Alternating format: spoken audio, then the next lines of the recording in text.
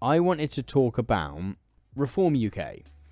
So Reform UK is a political party in the UK which was founded by this fella over here, Nigel Farage. Even if you are not in the UK, you will likely have heard of Nigel Farage. He went over to support Donald Trump during Donald Trump's first campaign to become president of the United States. He appeared on stage with Trump or introducing Trump so many times. A bit like a warm-up act, yeah. So many of you will know him, even if you're not in the UK. He used to be the leader of a party called UKIP, which is the UK Independence Party, and for decades pushed for the UK to leave the European Union.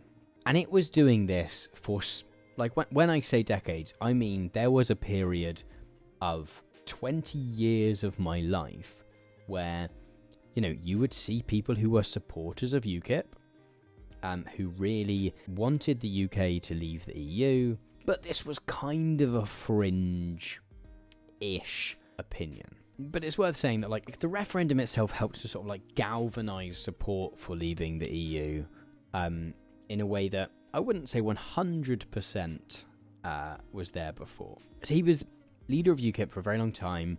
Obviously, we know how history turned out, that the UK Independence Party began to put a lot of pressure on the Conservative Party in terms of pulling votes away from them, and in doing so persuaded David Cameron to set up this referendum with the hope, we assume, that it was going to kind of put the story to bed, that the Remain side was going to win, the Leave side was going to lose, and sort of he could just, when anyone brought it up in the future, David Cameron or whoever's Prime Minister could go, look, we held a referendum, you lost, let's move forwards.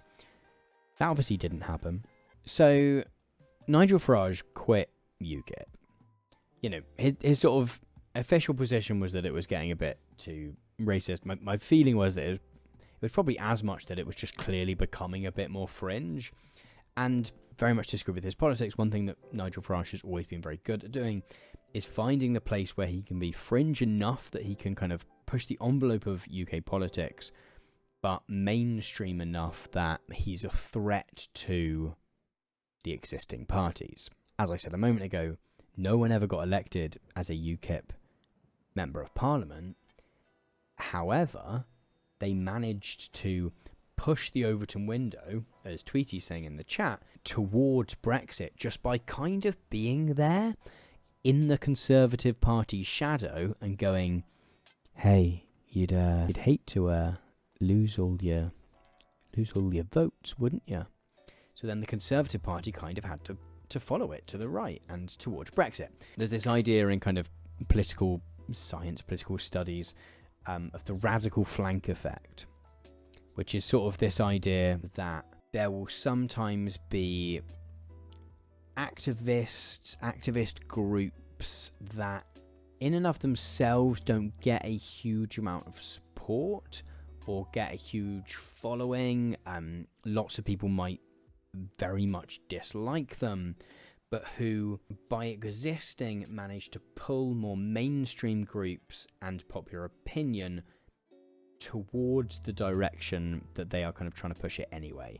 For example, actually a organisation that themselves kind of embrace this is something like Just Stop Oil, where they kind of accept that people don't like them very much, right? That they kind of accept that a lot of people think that they're a bit annoying or whatever. However, by doing the actions that they are doing, the hope is that people go, oh, well, I disagree with Just Stop Oil, but I would like the government to have better policies on climate change, and you make the centrist position move slightly towards climate action, even if you yourself are not having all your goals adopted or making everyone love you. And Nigel Farage has always sort of managed to do that. So in 2018, he leaves UKIP and he sets up the Brexit Party. And this is in a period where the UK has voted to leave the European Union, but the process of it actually happening is still ongoing, right? And so there's various sort of forms of Brexit that could happen. It could be that the UK retains some alignment with the EU on trade policy. It could be that we leave entirely with no deal, which is what happened. And he very much wants to push for the greatest distance from the EU. And so he sets up a party called the Brexit Party, which, again, manages to just keep just enough pressure on the Conservative Party that it leads to the UK separating from the EU entirely in ways which has had very complicated results. So the Brexit Party later became the Reform Party because Brexit was over and had happened, and it was kind of helpful to widen out their kind of political aspirations, I guess.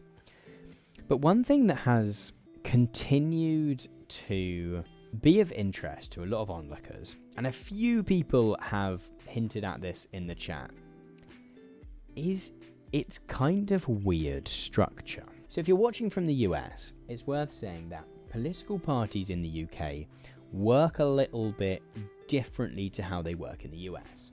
So, as I think I've probably said on stream a bunch before, in the US, political parties kind of work a little bit more like frameworks for running for office. So in the US, rather than becoming a member of a political party, you kind of sign up as a registered Democrat or a registered Independent or a registered Republican.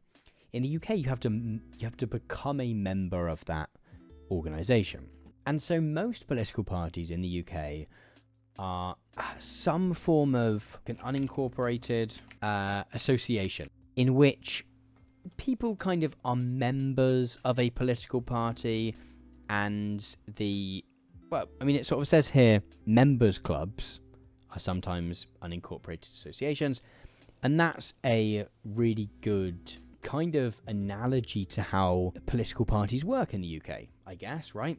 Basically, you have tens of thousands, hundreds of thousands in the best cases, I guess, of members, and they all get to vote on what that organisation looks like. The Brexit Party, what is now Reform UK, however, is not an unincorporated organisation. It is, in fact, essentially a company, which isn't illegal, it's worth saying, and isn't entirely unheard of, but does give it a really weird structure and make it a really weird political organisation. So we'll take a little look at Rafe Uddin's reporting here for the Financial Times, where he writes that Reforms UK's leadership calls it an entrepreneurial political startup. The right-wing populist party is also structured like one, with Nigel Farage as its centre. Yeah, okay, so there's some confusion in the fact that there are sometimes like pacts between the parties in the UK, so you can be a member of the Labour Party and the Cooperative Party because of the particular way in which the Cooperative Party and the Labour Party work. But generally speaking, you can be kicked out of a political party in the UK. I think Alastair Campbell was kicked out of the Labour Party because he suggested that people should vote Lib Dem in an election, right? Which kind of makes some sense, right? If you're going to run political parties as a kind of membership organisation, then, you need to have some rules which make it difficult for people who are not aligned with your political party to sort of enter into it and entirely shift its, just cause chaos or entirely shift its kind of its strategy or whatever, or manifesto. And so there are rules, as happened here.